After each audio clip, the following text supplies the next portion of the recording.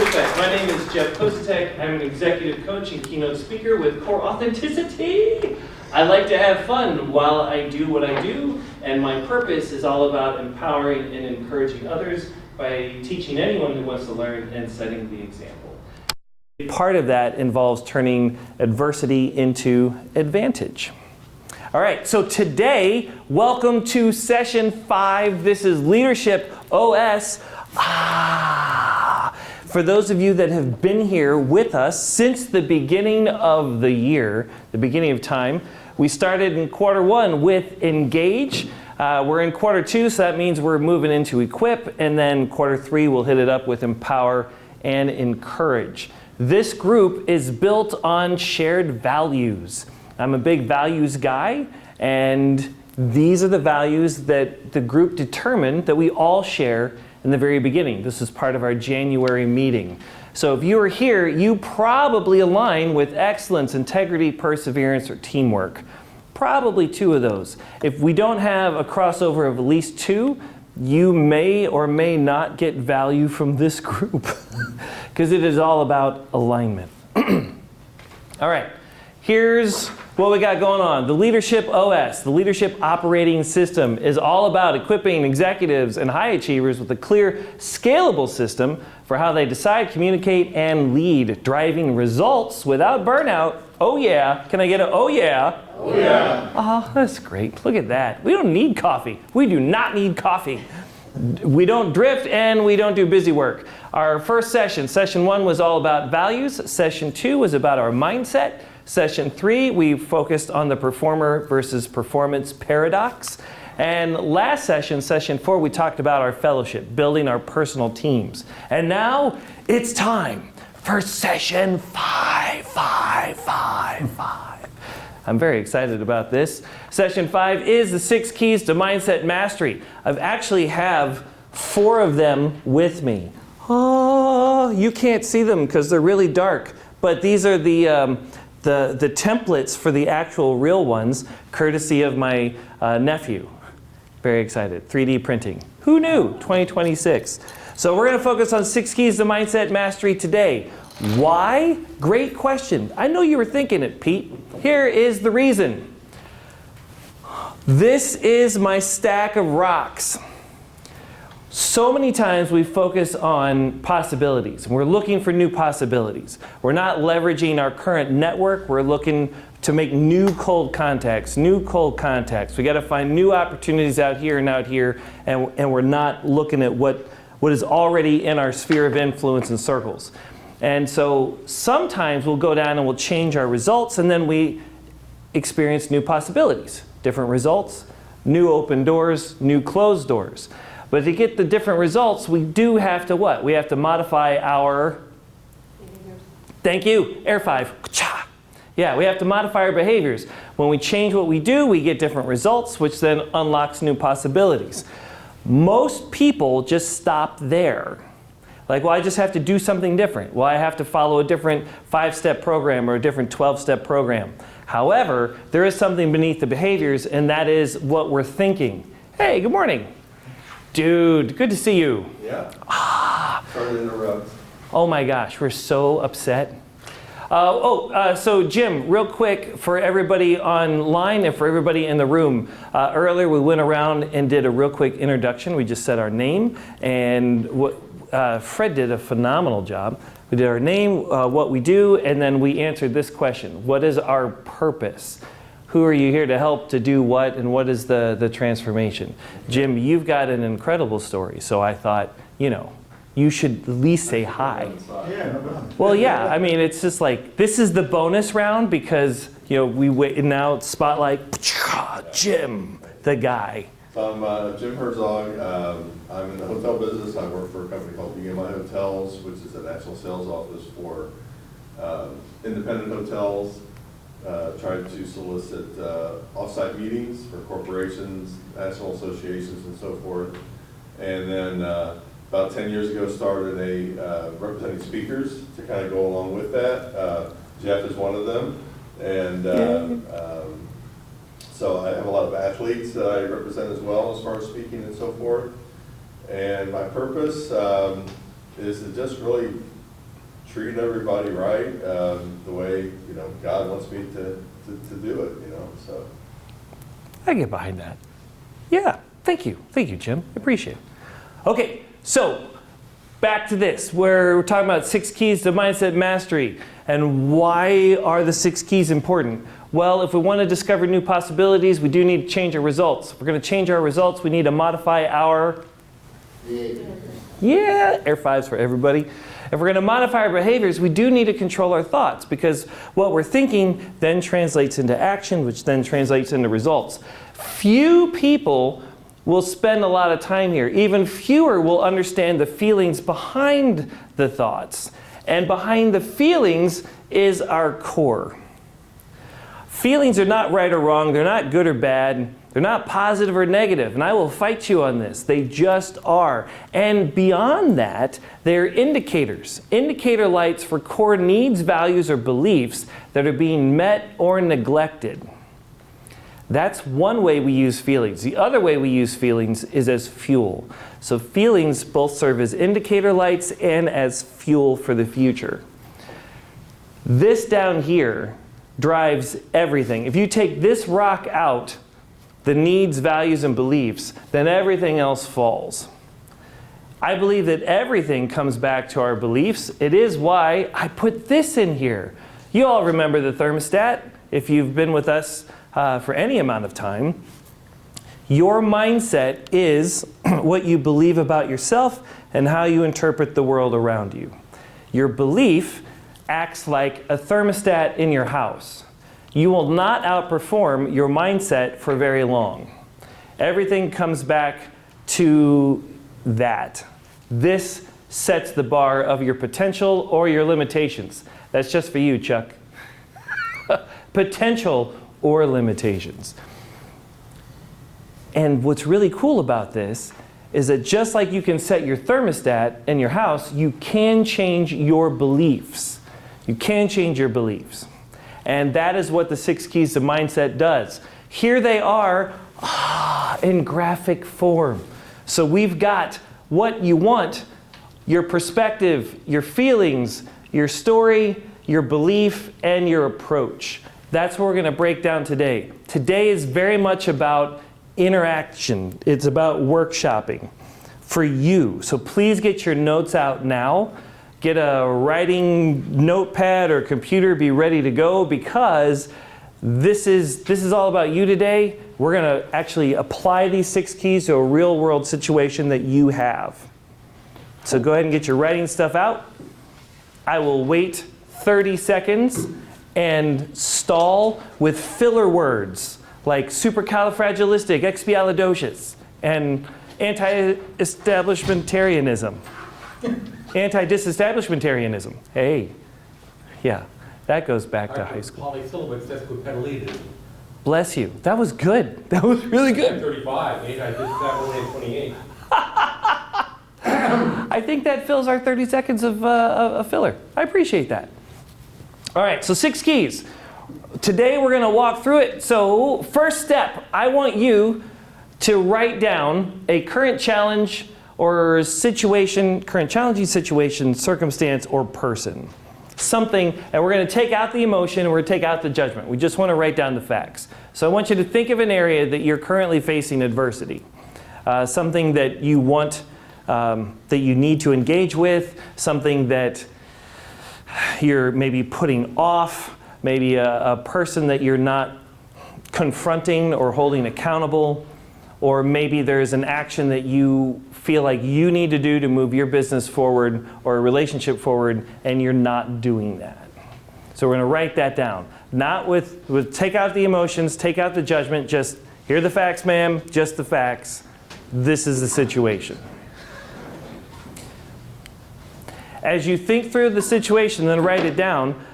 There will be a time later where I will ask people if they want to share. If you want to share, great. If you just want to make this super private and don't share, that's fine also.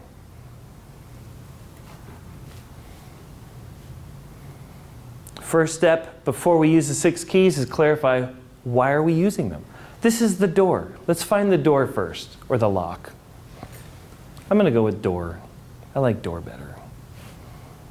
All right, So after we've identified what the challenge is, then we're going to write down, we'll use the first key. What is it that we want in this particular situation? And we're looking for it to be specified, clarified, with a specific time and specific results. We don't want to leave it vague. We want to get clear on actions or deliverables. What are the specifics? If we're not specific, it's not going to happen. And we set ourselves up for a wonderful opportunity to be really frustrated. Continuously.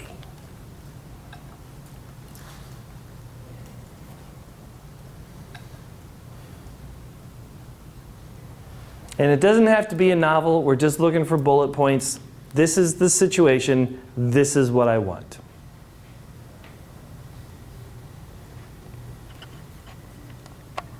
There are many times when we find ourselves in a situation and we're frustrated and we have no idea what we want. So we just stay in frustration much longer than is necessary. And it's not fun. Who likes to be frustrated? I don't like to be frustrated. I bet you don't like to be frustrated either. So first step out of frustration, let's get specific on what we want. The next part is your perspective. What are we looking at? Where do we choose to give our focus and our attention? So here's the situation, here's what I want, this is what I am seeing. Everybody have it written down? Yeah? Awesome. Okay, so that's the first two keys to the mindset mastery. Next key is the emotions.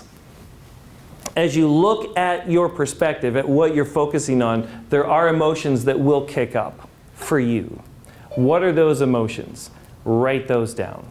There is no right or wrong here. There's no good or bad. There's no positive or negative. There's no judgment on the emotions. We just write it down.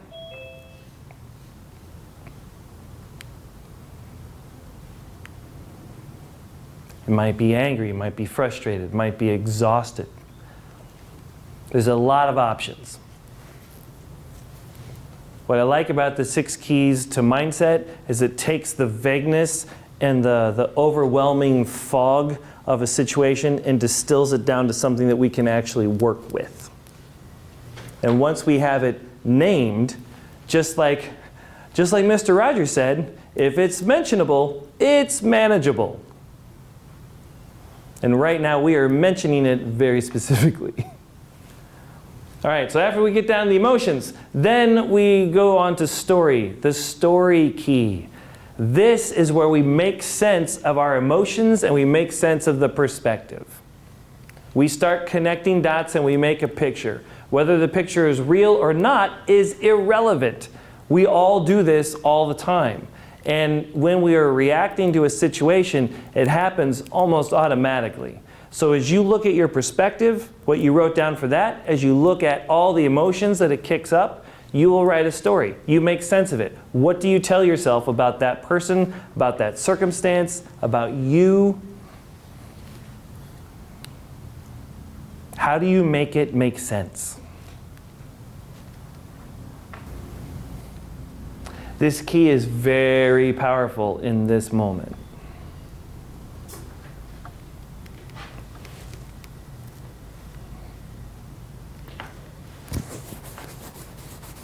If you are watching this in the future and you need more time, just pause the video. Can I ask a question? Yes. How can you help us understand the difference or maybe recognize a feeling, a thought, and an emotion? Like how do we, what's driving, right? So like which one is the chicken, which one is the egg? Because I've had a lot of people say the thought drives my feeling, but then other people say my feelings are driving my thoughts. How do you help people identify the difference between those two things? The answer is yes. The answer is both are true. Feelings can drive thoughts and thoughts can drive feelings. When we are reacting, when we're looking back on the past, and that's even the present, because now my present was just 2 seconds ago, so now it's my past. So as we reflect on what just happened, emotions fuel the thoughts or the story. Okay? And then as we go through this, we're going to take the 6 keys and we're going to shuffle them just a little bit. And as we look into the future, then we can use the thoughts to drive the feelings, which then drive, or I'm sorry, we use the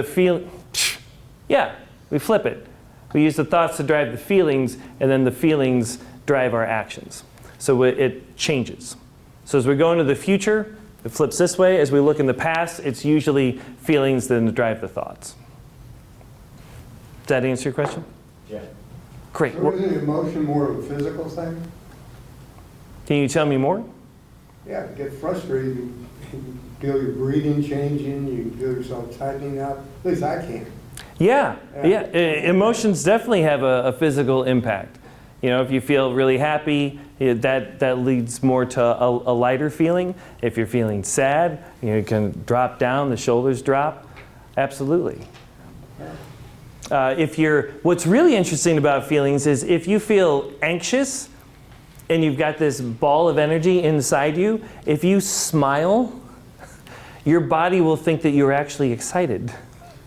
And it takes the anxiety and the anxious feelings and redirects it into excitement and something that you can use. And it helps focus that energy. Whereas the anxiety is just kind of balled up and spinning all over the place. Fun fact. Fun facts with feelings. Fun feeling facts.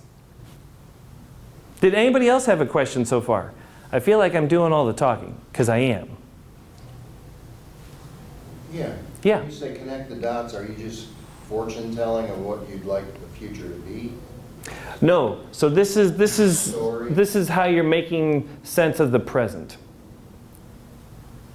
Tell you what, I'm gonna switch this up for just a second. So hold on to your stuff. I'm gonna give you an example of what this looks like, and then we'll come back. Does that sound good? Yeah. Okay. All right. So here we go. I have a client who has a family business, and she was taking it on from her dad. Her dad took it on from her grandfather. And the situation was, her dad was reaching out to employees to get information and influence outcomes that were opposite the direction that she was leading the company. Right? So that's the situation at play.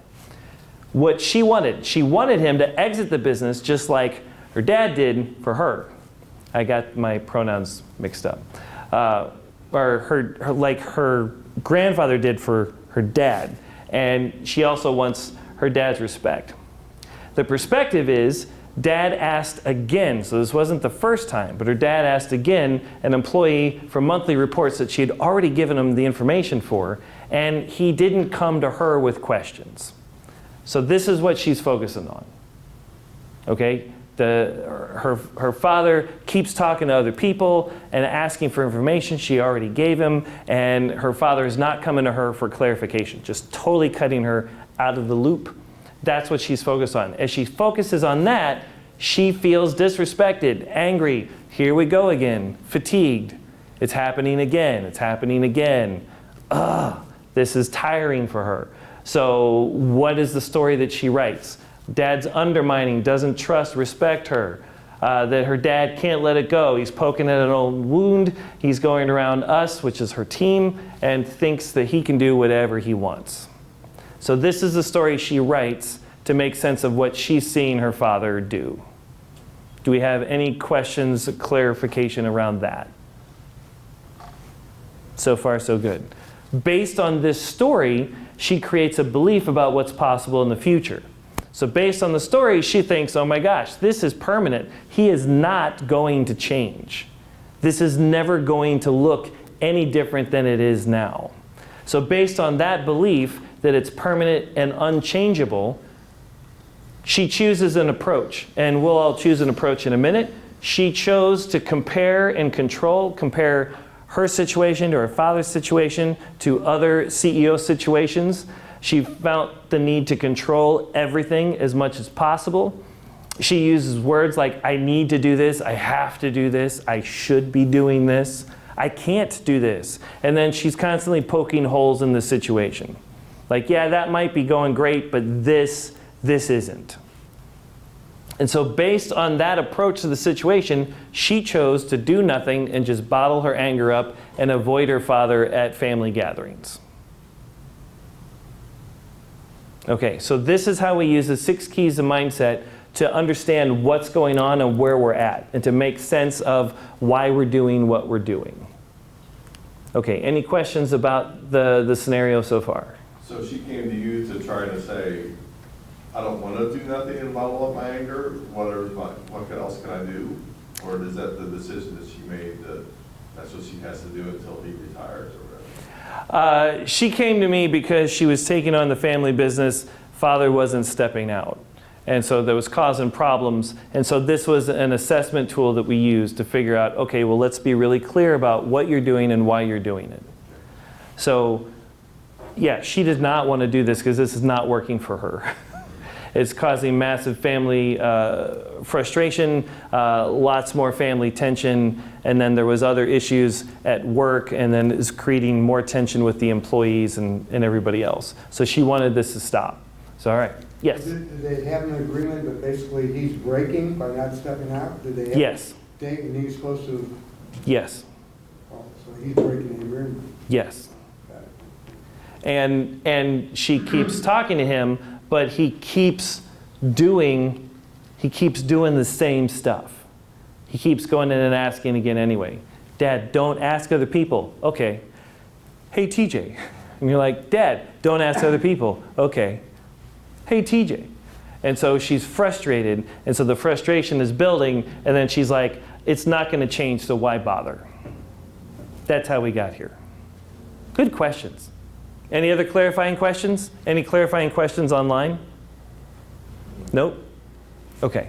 I was just going to say, has she asked him why he's doing it? Does he even have an awareness that he's doing it? That is a great question. I like that question. Can we hold on to that for like 3 slides?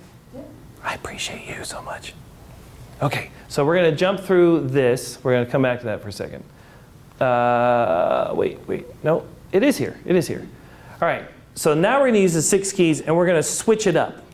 So what we just did is look at the situation mostly from a challenger mindset. It's the reactionary. It's in the moment. We're not thinking about it. It's an automatic. So now we're going to use the 6 keys in the hands of your champion mindset. Same situation, except now it's not a challenge, it's an opportunity. Dad reached out to employees to get more information and influence outcomes that are opposite where she's leading the company. What does she want? She wants him to exit the business. She also wants his respect. Her perspective. Now this is where we use the key of perspective to either change what we're looking at or how we're looking at it. This is our option. What we look at or how we look at it. Because there's more than one way to look at a cylinder. You look at the cylinder from the top, you get a circle. You look at a cylinder from the side, you get a rectangle. You look at a cylinder from a 45-degree angle, and you get a 3-dimensional object. Same cylinder, very different perspectives, right? So here's where we take a look at the situation. We say, well, you know, maybe there's another angle here that I'm missing. Maybe there's another thing that I could be looking at. So for her, she chose to keep the same perspective. She did not change her perspective. She kept it the same. Dad is still going to employees, not going to me. And then instead of going to feelings, we go into story, which leads to the curiosity that you were talking about. She starts asking herself, well, maybe he doesn't want to bother us. Maybe he's struggling with the new role and going back to what he knows and what he's comfortable with. So now she's asking questions. Maybe it's not a personal thing. Maybe it's just the absence of something to do. Maybe it's the absence of something to do, so Dad's looking to fill the gap. Has nothing to do with her. Maybe he's looking for significance after retirement. So in this moment, when she's just asking the questions, she hasn't even talked to her dad yet. But by switching up the perspective and changing the story, now she's got a completely different set of feelings. Now she's got compassion for her father. She's got some empathy. She feels a little sad for him. And she's even more curious to figure out the answers to these questions. So Now we move into the belief. What does she believe is possible about this situation? What does she believe is possible for herself, for her father? Now she's got something totally different. It's no longer permanent and unchangeable. Now, oh, this is temporary. This is a transition time. This is really hard to read from this angle. It's a teachable moment for her father, for the team, for the employees. And it's an opportunity for everyone to learn a new organizational structure. Very different than it's not going to change. Are you following me? If you are, please say yeah. Yep. Yeah, okay, great. All right. Mickey, you thinking something? I don't know what I would do. Wait until he dies. I don't know. 'Cause he's not gonna change. He's an old horse and he wants to feel relevant. You can talk to him. Sure, she's been talking to him. That is the approach that she was taking. She was essentially waiting for him to die by not talking to him and making the family gatherings difficult. You get all 100%. legal on him, but that's not gonna help the family situation. Did you say get all eagle on him? Legal. Legal. Take him to court. That makes more sense than eagle. Thank you. I don't know. I'm frustrated and I'm not even in that situation. She could throw it back on her father and say, how did it work with you and your father? And you took Oh, that's over. good, Craig. It's possible. Yeah. Well, let's find out. Do you want to find out? Or you want to talk? We One could. other question. Does Yeah. his payout for the business depend upon her success with it, or has he already got his money out of it? It does not. He already got his money out. He's Okay, So he good. doesn't have to worry about her performance. She could put it under and he's still good. Yeah. All right, so he should get out. I mean, yeah. That is an option. That is an option. So based on this belief, she chose to take this approach. She's going to engage her father with compassion rather than contempt. She's going to equip herself. She's going to equip her team. Here's the organizational flow. She's going to empower herself to step out. And she started using phrases like going to, and then she got curious. That's how she wanted to approach it. With engagement, equipping, empowering, I'm going to do this, and I'm going to be open to learn. Rather than, he's never going to change, it's permanent, it's always fixed, this is just who my dad is until the end of time. And then this is what she chose to do. She chose to create a new, man, can I stand over here? I'm just going to stand over here, because that's a lot. Oh, that's a whole other screen. The information flow, the new information flow and boundaries for her team and her dad, and clarified the expectations with her father. Clarified that she wanted what he had. This is where she got curious. Why is he asking? What is the core need, value, belief underneath that is driving the action? Because fundamentally, that's behind everything that we all do. So let's figure out what that is, and then maybe there's another helpful, honorable way to meet that. And then, is there another role available for him as an advisor at quarterly and biannual meetings? Giving him something to do within the company that could still meet that core need, value, or belief that was driving action that was unhealthy. So this is how we take the 6 keys to mindset to go from, I'm not going to do anything and family gatherings are going to be difficult, to I have a plan to move forward. And to hold boundaries, to communicate that with everybody, to figure out what's going on with dad and how we can give him something to do. Nothing changed in the situation. Same situation. But we use the 6 keys to mindset to shift our perspective and then control the narrative, the meaning, and then to fuel our action with the feelings. And then we choose an approach that is champion-based, not challenger-based, and we get a completely different way to show up. Regardless of what happens for her in this situation, do you think this chosen action or the other chosen action of do nothing, wait for him to die, and suffer through family gatherings, which one do you think has a greater opportunity for success? Yeah, that was kind of a loaded question. No, this one for sure. I don't normally like to ask questions I know the answer to. I feel like that's my answer as well. But yeah. Where's a quicker solution? Not go to jail, but. Well, well, that brings us to the growth versus power model. The growth model asks, is this working or not working? I would suggest the one that ends in jail possibly is a non-working solution. You might be able to get away with it. Yeah, it depends. Yeah, it's a roll of the dice. Okay, so that's how we use the 6 keys. So I want to go back to your situations. You had your challenge, you wrote that down. You wrote down what you wanted. You wrote down your perspective, what you're choosing to focus on, which brings us to the feelings that come up. So how do you make sense of your situation, what you're looking at? What is the story you tell yourself? In the example I just shared with you, the story she was saying was that her father doesn't respect her, won't step out, and has to control everything. What is the story that you use? Because that story will then impact what you believe is possible about the future of your situation or this relationship. And then that belief impacts your approach and what you do. All right, everybody got your story down? Do you need more time? Okay. I'm telling you what, the 6 keys of mindset will be transformational for some of you. I have seen this radically change lives in my clients and in my own life. There are a few people that have learned about the 6 keys of mindset and have not used them, or they have found a way to dismiss or minimize their effectiveness or the possibilities and the power of this stuff, and they go on to do something else, and I don't see them make change as fast as what is possible with the 6 keys.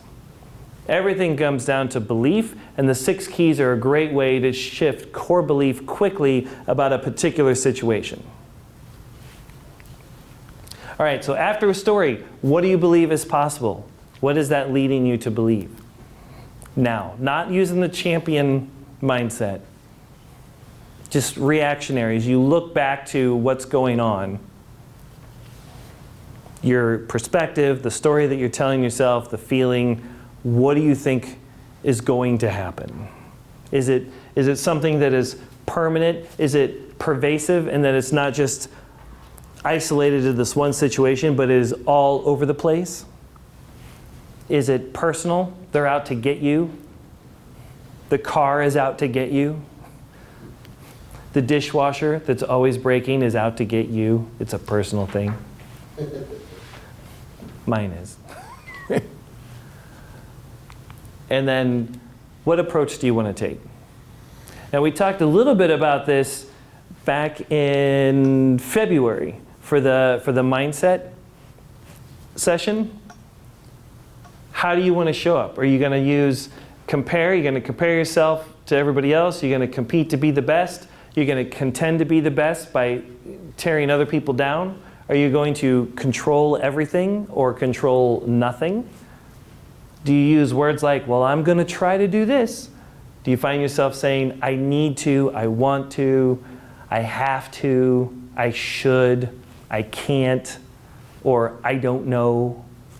Do you find yourself making assumptions, limiting what is possible, and being totally focused on the resources you know about today? Do you find yourself finding your identity in the mistake, attempting to do the bare minimum? You see the good stuff, but you're constantly poking holes in the boat. Like, yeah, this is great, but this isn't, and this isn't. Are we rejecting results, or are we blaming other people? What is the approach that you have been taking? So this is where we get honest with how we got to where we are. What is getting in the way? What is the approach that we've been using? And then what does that actually look like? Based on this approach, how we've been choosing to show up. For my client, she chose not to talk to her father. She didn't get curious and ask. She just sat in the frustration and was not happy. Surprise, surprise, her unhappiness spilled out into the company. and the rest of her family. It was not a workable solution. Okay, everybody good? Would anybody be willing to share with the group? I will. Jim, I love you so much. I gotta do it for you, guys. Thanks, man. Let's go back to the top. So what is the challenge? So how much longer should I stay working with the fast-paced work at BMI Hotels? So just to kind of describe that, we represent over 100 hotels. I send about 30 leads a month, and that just compounds on itself, and it's just very fast-paced, and you know, I could have a list of 10 things I want to do that day, and I might not get to any of them because I might have leads, which is what I'm supposed to do, come up, and I deal with that. Okay, so to clarify, the situation is you've got a fast-paced job, and you don't know if you want to keep it going or step out. Right. Okay. And I've been doing it for 20-some years, so I have good client relations and so forth. I still want to do the speaking thing, and I still want to do my refereeing, which I do for high school sports and so forth. Right. But I'm thinking, you know, when should I step out of the fast-paced stuff to where I can do more stuff that I want to do? And the fast-paced business is not allowing you to do the things you want to do? Right. Okay, so fast-paced business, not allowing, just getting in the way, allowing me to do what I want. And the thing that you want to do is what? Well, I turned 65 in August, which I think my retirement age is like, full retirement is like 67 or something like that. Yeah. I want to spend more time cleaning up our house. And this is coming from my wife too. She wants it done. No. This is what you want, Jim. It's No, not. so she wants it, I want it. So I can, you know, feel not guilty about spending more time with family, friends, and so forth. You know. Ooh. Guilt-free time with family and friends. That's good. All right. So everybody got this. There's a business. It's very fast-paced, very demanding. Takes a lot of time and does not allow you to do what you want. So currently, when you go do what you want, there's guilt. So what you want to do is have the free time with friends and family, guilt-free. Okay. Got it. Okay. Thank you. Is that a question, or is that just some? All right, fantastic. All right, so let's move on to perspective. So where are you focusing? Well, I mean, when I go down to my office downstairs, I see all the piles down there in the basement that, you know, it's just staring me right in the face, and it's like, man, I'd love to have this cleaned up, and so I could put the memorabilia stuff up that I want, make it look good, and Yeah. you know, so it just stares me in the face every day when I go down to my office. So. Don't go down to your office. Sometimes I Wait don't. till it dies. That's the good thing about Thanks, a laptop Mickey. is I can go upstairs and take over a bedroom or whatever. Yeah. I That bring is. all my stuff up, and then she is just like, get that stuff down. So we're staring at the stacks, stacks of stuff. You looking at focused on anything else?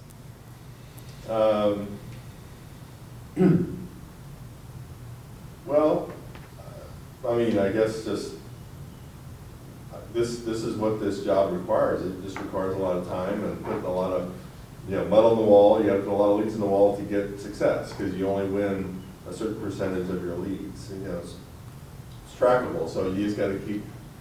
You can't slow down, really. It's basically just, it's all coming at you. Okay, so right there we shifted to belief. So we jumped from the key of perspective down to belief that this is what the job requires. You just have to do this. Did everybody see that?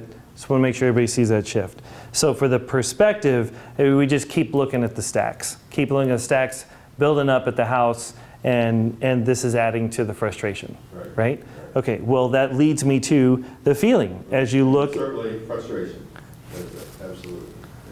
Yeah. Do you have any other feelings that pop up with the stacks?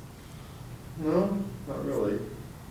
I mean, I like the people I work with. I like my clients. I like the income. I like what I do. And I'm just kind of jumping ahead because that was kind of my belief at the end. But, you know, I'm not as young as I used to be, and I'm really tired a lot of nights. I don't have the capacity that I did when I was 10 years ago, you know, to keep up with everything, so. Yeah, okay, so that is also story. I don't have the same capacity as I used to. Lower capacity. I really appreciate you stepping out. So there's frustration, there's exhaustion, there's the feelings. And then as we look at the feelings and we look at the stacks and we're like, I want the guilt-free time, there's the story. And the story is what? I'm being pulled in many different directions and not getting anything done. Ooh. I am getting some stuff done, but it just seems like other things just pile on, you know how life is. Yeah, yeah. Fred? Yeah, well, believe, do you need the job? Yep, at this point, I mean, if you're financially, you know, if your money piece is in place, time to leave and do something you like. you know, well, I do like it, that's the thing, you know, I mean, but you're right, I mean, if I would quit, You I wanna do probably the could speaker find thing. something else Yeah, for a you couple want of to do years. speaker bureau, it sounds like, more than you want to do this. So, yeah. Train somebody to take your place so you don't leave them in a lurch. Set a date and leave. Yeah. Fred, I really appreciate the question. That's actually part of the perspective shift as we go through the 6 keys for the second time from the champion perspective. I like that. So we're going to come back to that, okay? May I ask- I think there's, right, please. What feelings come up for you when you think about leaving your job?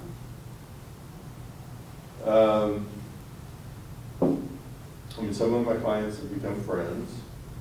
I think that it's almost like an athlete where, you know, I put all this time and effort into these client relationships, and I know if I leave it, that's gone. You know, so I'm just kind of throwing away that relationship that I'm on distribution lists. I mean, I don't really have to do anything, and I'm getting leads from them every week, you know, because I built that relationship. They know me, they trust me, and they, you know, I can maybe talk to them twice a year, but I'm getting email leads from them and just working with them and, you know, that kind of thing. So I've done the hard work of getting to know the clients and all that kind of stuff and get on the distribution list. So I know if I turn that off, I turn it off. I've got groups that repeat, so, you know, as long as I'm there, I'm getting paid on groups that, you know, they come every year and they look the same property, and, you know, am I not really doing much before that because I've done the hard work, you know, so there's some really good things about it. I work out of my home. I have a lot of flexibility in how I spend my day and so forth, you know, except I gotta be there to, you know, from wherever I am to answer emails and leads and all that kind of stuff. So it's a good perspective, but I gotta stay connected. You know, I have to stay connected. And when's the time to disconnect? I guess is kind of. Can I throw out, I think there's something else Yeah. there that you've got, you've a belief that you can't let go. Yeah. Yeah. Yeah, 100%. At least that's what it sounds like. Yeah. So we're going to take all that, and I'm going to sum it up. It sounds like the story that you're telling yourself is that I've got lower capacity now, I'm unfocused and not making progress.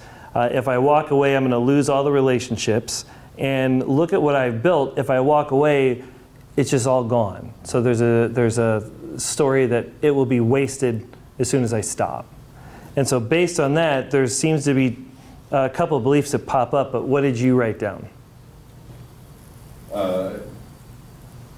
I said I like what I do. I like my clients. I like the income, but I'm not as young as I used to be, and I'm dead tired at the end of most work days.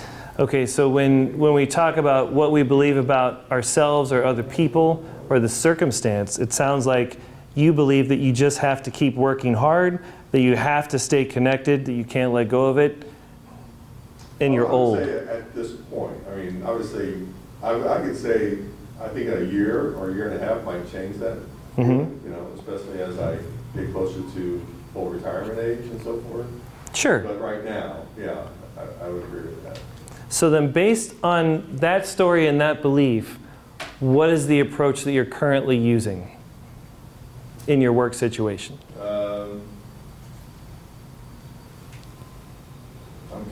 I'm kind of, obviously I have the great client relationships that I have. I'm probably not prospecting as much as I used to, because it's like, okay, it takes a while to get to know somebody. So I'm kind of just like, okay, I'm not really gonna do that because I have I'm trying to work with less clients, thinking that, okay, who are my best clients? Can I just work with them and like, let's put these other clients back into the pool for somebody else to work if they want to. Yeah. To minimize my busyness and just focus on the really good clients that, whatever happens, happens, if I get bookings. Sounds like you're trying to, you want to move from hunter, which is heavy prospecting, to more farming. Exactly, right. You've already built up a good client base. Right. That's your key focus, is what you want. Doing less prospecting, doing more prospecting is more unappealing, it sounds like, in this Exactly. phase Right. of life. Right. Yeah. So your passion is the speakers bureau, am I correct? Yeah, I would say both. It's a fun job. Heck, I have to go to Hawaii to see hotels, and I have to go to, all over the country to see hotels. It's a fun job too. So I would say both of them are my passion. So. What if you had to choose? I think choosing, I would do speaker bureau because that's totally my own thing, and I can put as much into it or as little into it. There are commitments made on the hotel part where we have a Monday morning call every Monday, and there's certain things that are expected, which I agree with, that you have to do things to do the job, but you have to stay connected totally with the hotel group. So that's going to be the first thing that goes. You won't for sure. regret leaving. So if we're looking at the approach that you're choosing currently, or you've been choosing, you're using words like, I'm trying to do this, or I have to do this. You are poking holes in the boat. Yeah, this is good, but this isn't good. And I heard some control stuff too. We're grabbing on and just like, okay, we'll hold on to this and we'll let go of that. And maybe there's some, the competition bit. The compete, this is where we go all in, but where there's massive self-betrayal, where we let go of what's important to us, or we let go of our health, or what we need.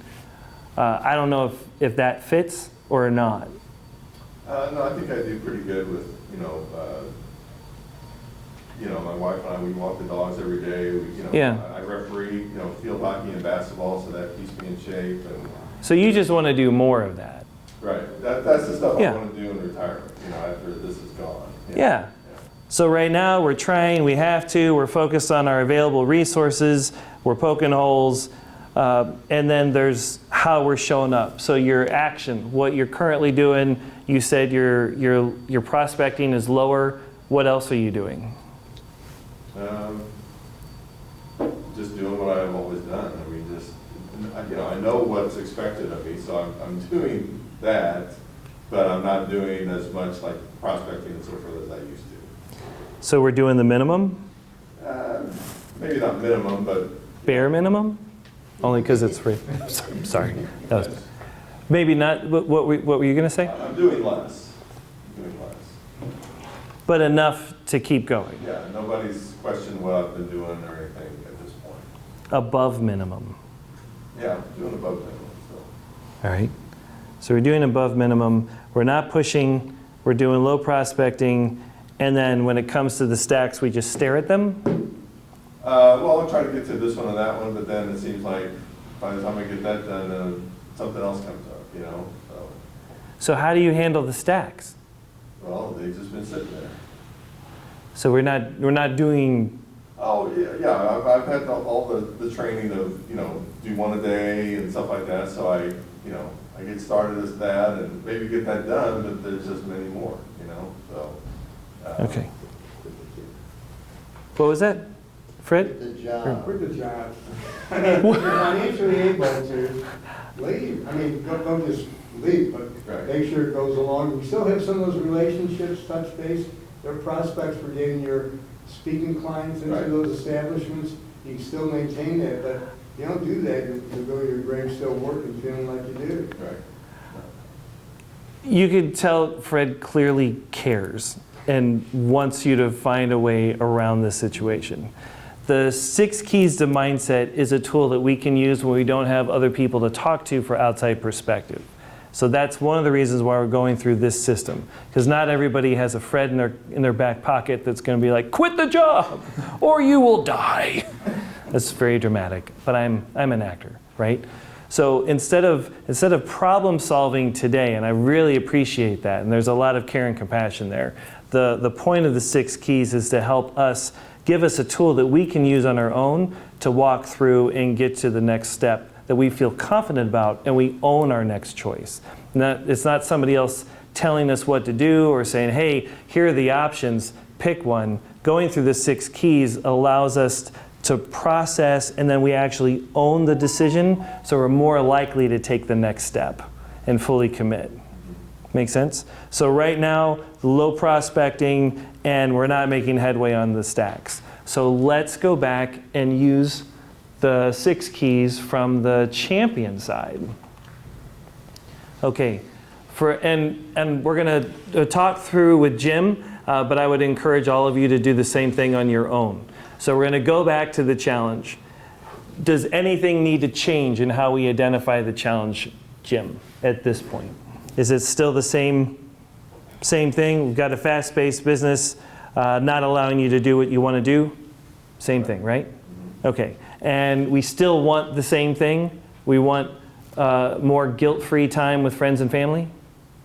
Okay. And a clean house, yeah. Oh. I will add that. All right. So then let's take a look at the perspective. Before, our perspective was we're just staring at the stacks. And every time we look at the stacks, it's just reinforcing this idea that it's not working and we're not making any progress. And it's fueling that frustration and the exhaustion. What is something else that we could look at? Let's shift our perspective. So here's where we could bring in the power of the group. We can reach out and ask other people, not necessarily for solutions, but to see what Fred might be seeing, or what Mickey might be seeing, or what TJ might be seeing in your situation. Before we ask the group, I would love to ask you, is there anything that you're missing? What are you missing? Well, right now we've just been totally focused on the stacks, and we're not seeing anything else. So you're also telling me that you do have time to walk the dog. You also said you do have time to do this other stuff with your friends and family. So that would be a different perspective. Okay, so before, I want more guilt-free time with friends and family. And we're just staring at the stacks. And now you're saying, I do have some guilt-free time with friends and family. So what is that? We got walking the dog. I do walk the dog. What else? Well, yeah, kids are in St. Charles, and I have a grandchild now. My mom is still alive. She's 93. So. Are you able to see them? All right, so we got walk the dog, time with kids and grandkids and mom. When you're with them, is it guilt-free, or are you always thinking about work? No, I think it's guilt-free. Really? It's shocking. How often do you have free? The seasons are fall and winter. There are tournaments that come up that I can do all throughout the year if I want to, but it's totally like there's a tournament this weekend, I said, no, I'm not going to work. So. Did you want to do it more? Or are you refereeing enough? I'm refereeing enough. Okay.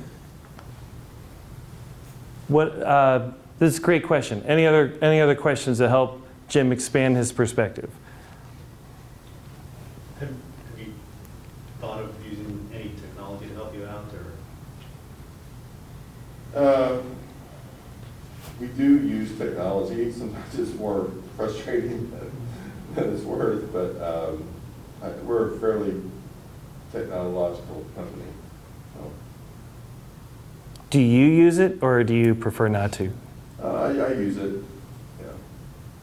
Could you use it more effectively, or is it working enough? I guess you could always use it a little more effectively. I mean, just even digitizing all my piles, I guess would be something to do, but,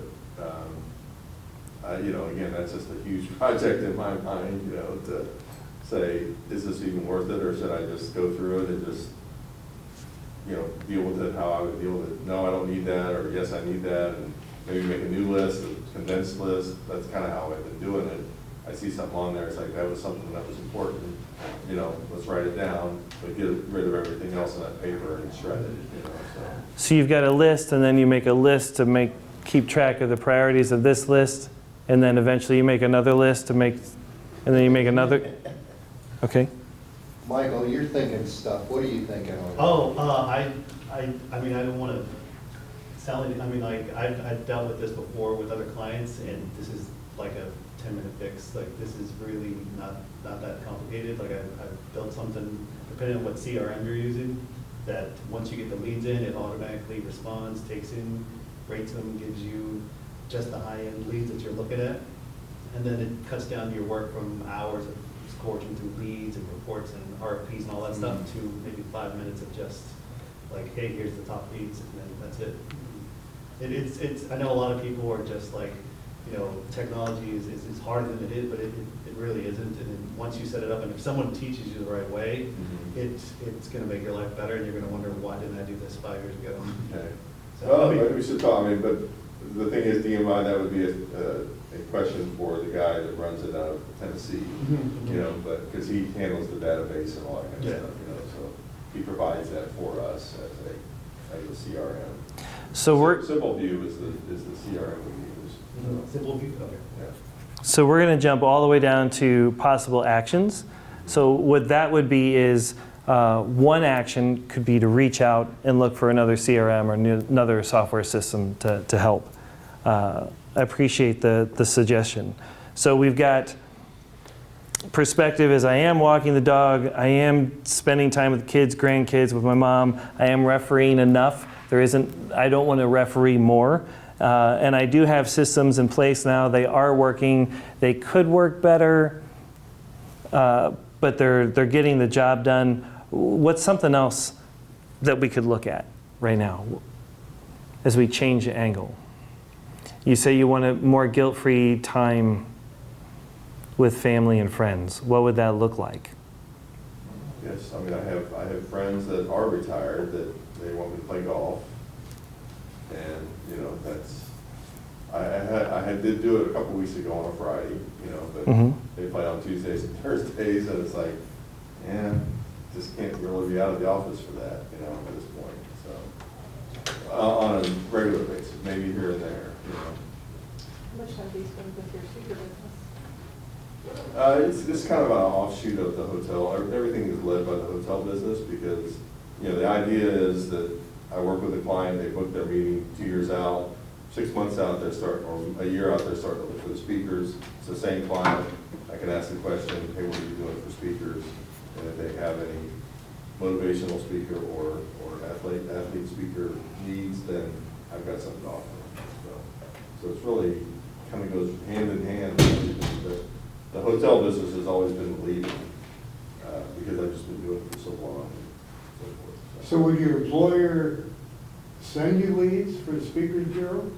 Is that a conflict with them? No, they know about it and it's no problem, but they've never sent me leads for it. Well, the person that you hired to do your job, or you trained to do your job, that'd be part of their Right. Hey, job yeah, description. Send me leads for a speaker. Yeah, because that, I mean, that's a great funnel to have. Right, yeah. Oh, yeah, geez. Huh. Is that part of your concern about letting go of, or is that even a conscious or unconscious belief? Like, if I don't have the hotel, I might not have the theater to the. No, I think I like what he said, that I have a good relationship with clients, so I would tell them, hey, I'm retiring from DMI, I'm still gonna do the speaker, so I'm gonna stay in touch with you, you know. So that's easy to do. I just would have to, you know, do a different CRM or whatever, you know, I can't keep the proprietary CRM, but I can take all that stuff with me, and so even if I do, you know, I know that it's gonna be, once I make the decision, it's like, okay, let's have a transition period where I get the data out of that I need, you know, so when I do cut the cord, I still got the information that I need to stay in touch with the people with the speaker aspect. It's probably pretty easy to do, isn't it? Yeah. All right. If I may, there's a Yeah. FOMO situation here, the fear of missing out. You know, that as you transition, you're fearing missing out on some of the things that you've had. I don't know if it's fear. Like I said, I've got probably 6 or 7 groups that repeat every year. So it's like, yeah, that's a nice, you know, commission that I know I'd be walking away from without having to do anything, you know, once I cut that cord. You know, the travel is fun, you know, a lot of times, you know, going to see the hotels and so forth. But I think, yeah, I just want to make sure, I think that the biggest fear, I just know the blood, sweat, and tears I put into building up the relationships and just like turning that off is the hardest, you know, part. Because I do make, you know, more money, you know, on the hotel part, just I think that I've been doing it so long than on the speaker part. I mean, Jeff and I have been through, you know, you think, you know, hotels are competitive, like when you're dealing with a group. When you got a speaker, it's like you think you got it, and it's like they come up with it's like I don't even know who that person is. You know, I mean, there's speakers galore. You know, Yeah. so you know it's probably the percentage of winning a speaker bid is less than winning a hotel bid, because at least with hotels they're kind of looking at the city. There's a limited number of hotels there, so you got a better chance there than whereas a speaker is like, you know, it's just an unlimited universe. So for time, only because we only have till 11 o'clock, and that's like coming up really soon. I want to, if I can, draw your attention back to story, feeling, and belief, and we'll wrap this out. Is that okay? Okay. So what you want is more guilt-free time with friends and family and a clean house. We just changed your perspective, and you told me that you currently have guilt-free time with kids, grandkids, and your mom. You're refereeing and having fun. Your systems are working. Could they work better? Yes, but they are working. And the speaker's work is there, but it's not a super high priority, and that's okay. It's kind of going hand in hand. It's some extra cash sometimes, but the hotel business is covering it. And there is an opportunity to play golf on Tuesdays and Thursdays. But we don't have to do it regularly. Maybe it's every so often. So based on all of that, is there a new story that pops up for you as you look at all of the time that you're spending with kids, grandkids, mom, refereeing? Well, and I have had the conversation with the president of DMI to, you know, what's it look like? Could I only go from 100 accounts to 20 accounts and just kind of, you know, work on, again, those clients that I already have as opposed to being the, you know, soliciting and so forth. And it's been, he's not against it. So, you know, that's something that I could transition to down the road. I say that, and then, you know, we have a situation where, okay, we're going to do, there's this big show that happens in August. We're going to do a post-fam to one of our hotels in Florida. We got to get, you know, 40 people to come to this event. You know, here's a list of everybody's going to be there. Everybody go through their territories and reach out to these people. So there's some new clients. So there's some solicitation there because it's a new client that we have on the list from the show. Yeah. And so that stuff still comes up. So even if I do that and go to that, there's things that are expected when there's a need to, you know, do something for a hotel. Did everybody see that shift right there? So we're talking about, we shifted our perspective into something different, but then the old narrative, the old belief is so loud and so deep that we shifted right back to the challenger mindset. And then we started shutting everything down again. That is very common. That happens a lot. Just because we shifted back here doesn't mean we have to stay here. So now we're going to step back into the new story. Like, yes, that is there, and we can acknowledge that. And now let's intentionally write a new story based on this new perspective, this new evidence. And so as we're focused on the new evidence, it sounds like you do have some guilt-free time. It sounds like you do have a choice and that you can talk to the guy and reduce your caseload, right? Or client load. So new story is, it's not an all or nothing. I am experiencing some of this already, and I have a choice and support, because you said that he's not opposed to it. Right. So as you look at this and thinking, I'm already doing some of this stuff, and I do have a choice, I'm not locked in, it's not permanent, what is the feeling that kicks up? Just looking at that. Well, I think it's just what the time is. I think. No, wait, hang on. Just stay focused on the emotion. Okay. Just on the emotion. Is that, do I want to stay connected or do I not want to stay connected? Nope, the emotion is, oh my gosh, I'm already doing some of this stuff and I have a choice. I can make some changes here to do more of this. How does that make you feel? I don't have a feeling sheet, but it might be happy, it might be elated, it might be relieved, it might be content or optimistic or energized or hopeful. My thesaurus is running low, but it could be lots of options. So just on the emotions. I'm okay with it. Is your wife okay with it? If you quit? How does your wife feel about it? That's a good question. She wants, because she's a few years older and is retired, but that she has an illness that kind of preempted that. I mean, it's not terminal, it's something that we can deal with. She wants me to, because I'm not 65 yet, she wants me to, Yeah. she doesn't really want to travel, you know. She wants me to maybe not stay for too much longer, but she wants me to go out the way I want to go out. It sounds like she wants you to stay till you're 67 and a half or something. Maybe, just for Well. income purposes or whatever. All right. So, All right. That's a big consideration. What? Yes. Yes, especially if you like her. And you do. And you do, right. So just to wrap all of this up, I want everybody to notice, and this is very common, as we go through stuff, holding on to the old belief is very common and is often difficult to let go of. So when we're working through the 6 keys, you can do it on your own, but if you find yourself jumping out of this order, I would recommend getting an outside coach or an outside person to help you walk through that. That's not going to jump in and solve, but ask questions and keep you on task.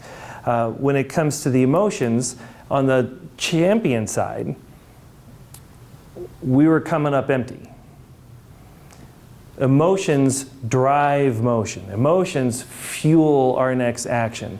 And if we don't have an emotion behind it, we're probably not going to do anything. Have you seen anything different?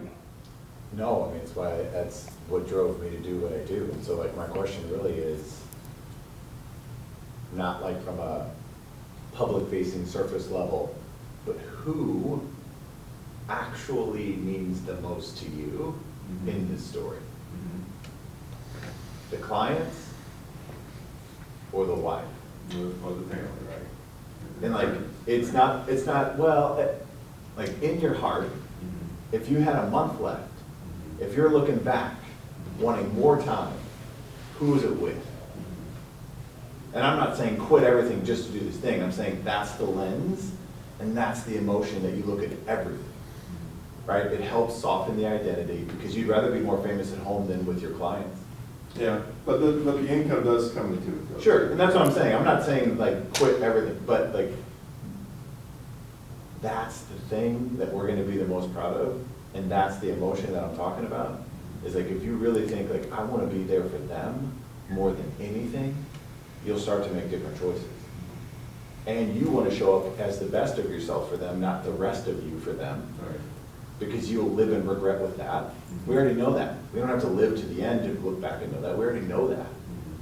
So it's like, how do you want to show up today in a way that you're proud of for the people that mean the most to you? And then start making choices. Right. Emotions is how we get there. Like he said, it doesn't negate the cash flow. It doesn't. That's still there. But getting in touch with those emotions gives you options. And it's going to actually fuel you to take the next step. If you don't have that, nothing is going to change. And that's kind of where I'm at, I think you're right. Yeah. And it sounds like you do have options, because you talk to your boss, he seems flexible, and you've got some free time, and so it's kind of like wave the wand. What would you like to create? Yeah, I think it's gonna be over a course of time. You know, it's like, Absolutely. okay, let's cut that back, and then once I'm there, if it's like, if I still feel it, then it's like, all right, I'm gonna cut the cord, you know, because I'm only talking about 20 clients or whatever, and yeah. So. And obviously, you're talking about human connections, what matters to you. I can hear that through everything. But having a plan for more meaningful, different human connections, soften, you stop using the words cut the cord, you talk about choosing different human connections. Right. Cut the cord is terrifying, unless you're a baby, then it's good. And it's permanent. But what I'm saying though is like, If you're a it's harder baby. to make a choice when you're saying cut the cord, when you're like, you know what, I'm gonna choose different human connections that I really care about. Then it feels like there's more of a gain than just a loss, that now you're just free falling on this, but you're actually just choosing the thing that means the most. Right. Yeah. That goes back to the approach bit, which is oddly right there. What? It's like there's a system, like it makes sense, like there's purpose behind the system. I'm having fun by myself. Okay, so here's the thing. You went back to, I have to cut the cord, I have to. That's the challenger approach stuff. What we're talking about is I get to, there's choosing, there's open. This is all the champion approach. So as we wrap up today, it's very important that everybody understands when we're going through this, we can change the perspective of what we're looking at. By changing what we look at, it changes the story, which can change the emotions. Some people might say, I don't have emotions. I'm a guy. I don't do emotions. I've been told by society I have no emotions, or I only have 3 emotions, or 4, right? And that's it. The reality is, everybody's got emotions. Now, whether we know what they are or not is a totally different conversation. So we want to grow our emotional vocabulary, and then we actually spend time in them to cultivate those emotions and make them stronger. If we're struggling to come up with the emotions, I can send you an emotion sheet. Do you need me to get that? I could totally get that. Sorry. Okay. I can send you an emotion sheet so you've got a list to help you start choosing and help expand your emotional vocabulary. And as you do that, it will impact what you believe is possible about the future. We went from, this is it, I just have to work harder, to, you know what, it's temporary. You didn't use those words, but that's where we started to get to by the end of this conversation. And as we change what we believe is possible, we have options with how we talk about it and how we're going to approach it, which then changes our actions. And so far, in just today, you said there's some other options. I could talk to this guy over here about another system. I could reduce my client load. I could set some boundaries. And I could put a time frame on it. This is over time. It doesn't have to happen right now. It's just by changing the perspective. You too can use the 6 keys to mindset mastery to change how you're showing up in your challenging situations or with challenging people. Okay, it all comes down to that. Your mindset, we're changing our belief.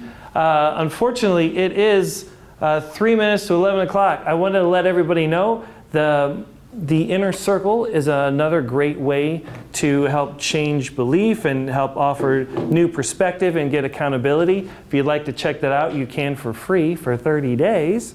No obligation. That sounds so salesy.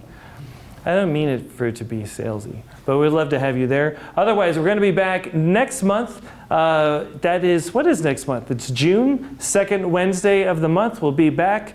And that is, what is it, January, February, March, April, May, June. That'll be our final month in the equip section. And then we'll switch into Empower for third quarter. But for right now, I would love to go around the room and ask you this question.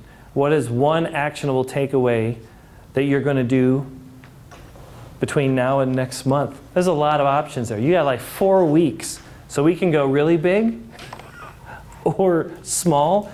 It could be an action you're going to commit to or something that you learned today. And we're going to start with Fred in like 5 minutes, 2 minutes, no, right now. Fred. I've got some prospects that I've not contacted I should. No. Ah. I will.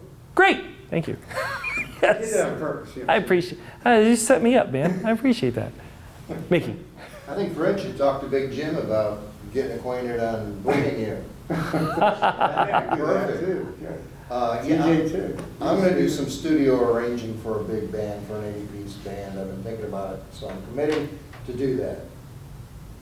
80-piece An band. original song, and I'm gonna write out all their parts and get it in, yeah. So what's the next step that needs to happen to make that happen? Well, Sibelius is the program where you do notation. Yeah. But it got bought out by a new company. They're doing subscription only, and so I'm gonna look into that and see about Look into subscription this new company, yeah. for software. Awesome. Thank you, Software. ma'am. I think sitting down with these 6 keys and going through the process again, now that I've seen it in action, and just walking through with the original topic I was working on. Yes. Fantastic. If anybody would like a copy of the 6 keys as a workable worksheet, email me and I can send that to you. All right, sir. Similar to him, I have stacks. And so part of mine is just, I'm gonna do that, what is it, it's toss, I forgot the step, but either toss, store, whatever, and get rid of the stack so that I can clear the path to have a clearer focus on going with some of the other challenges. Nice. When are you going to do that? In 2 weeks. No, 2 3 weeks. We're traveling out of the country for a couple of weeks, so I'm somewhat limited in terms of being able to do it since we're leaving the country. Awesome. I like this. 3 weeks, we're in. And Mickey, your subscription stuff, you're going to do that this week? Oh, yeah. Fantastic. And you're going to look at the 6 keys this week? Outstanding. I'm Pete. going to email you for the list again. I got you. Yeah, I'm gonna get that 6 keys takeaway from you or from the Inner Circle website, might be on there, right? Yeah? And also give it to my fiance. I did mine kind of while we were here doing some things, and it did, all of a sudden, when I did shift to the other mindset than the challenger one, whatever that one's called, it did all of a sudden make a big difference on some things. So, What? You know what? Wait, could you look in the camera right behind you? This is Pete. Hi, everybody. I'm Pete Shematulskis, and I fully endorse the 6 steps. 6 keys 6 keys to Mindset Mastery. to Mindset Mastery. I fully endorse the 6 keys to Mindset. Thank you, Pete. I appreciate that. Dude, that's fantastic. That's fantastic. Thank you. Jim? Well, thank you all for listening to my issues and for your help. We'll definitely have some introspective on doing, actually lightening my account load is what I want to do this next month, and also really start thinking about, who is more important. I think that was a very good suggestion, and actually get to some piles as well. And just use some time to make sure that I just, how do you eat an elephant?